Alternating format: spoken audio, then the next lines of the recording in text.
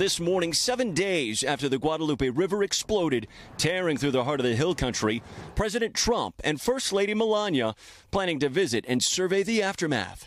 The White House sharing he'll meet with first responders and flood-impacted families. This as new stories of heroism, kindness, and tragedy emerge. Lisa Miller, a former camper and counselor here at Camp Mystic, says her 3 daughters, ages 14, 12, and 9, were there when the storm struck.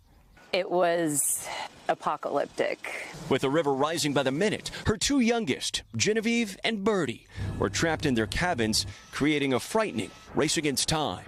The counselors determined they needed to break open the window, and they started passing girls through the window. From there, girls locked hands with other campers as they crossed the rushing river and climbed to safety. For Robert Brake and his family, a more somber reality. The body of his father was recovered Wednesday, his mother Thursday afternoon. It's still hard to accept, it really is. But amid the sorrow, I've seen beauty in all this. I've seen the most sincere acts of kindness from random strangers. Meanwhile, questions over warnings only rising.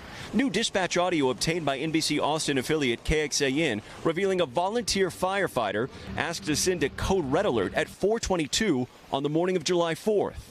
Is there any way we can send a code red out to our Hunt residents asking them to find higher ground or stay home?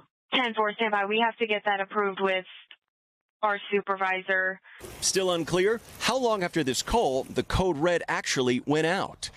County officials telling NBC News they're committed to a transparent and full review of processes and protocols. President Trump speaking to NBC News' Kristen Welker, calling the floods devastating and praising first responders.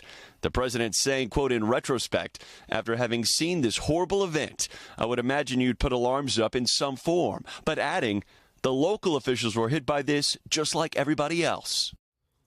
There have been so many questions, Morgan, on behalf of the families who have lost so much. Why were there not better warnings? What are officials saying about that? Well, Savannah, on the federal level, there are concerns that that federal response was hampered because of a new policy under DHS Secretary Kristi Noem requiring her to sign off on any FEMA expense over $100,000. We have heard from a DHS spokesperson who says that they are taking an all-hands-on-deck approach to this ongoing disaster.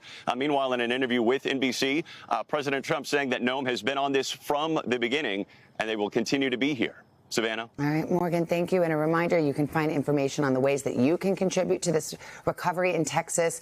We put it on our website, today.com.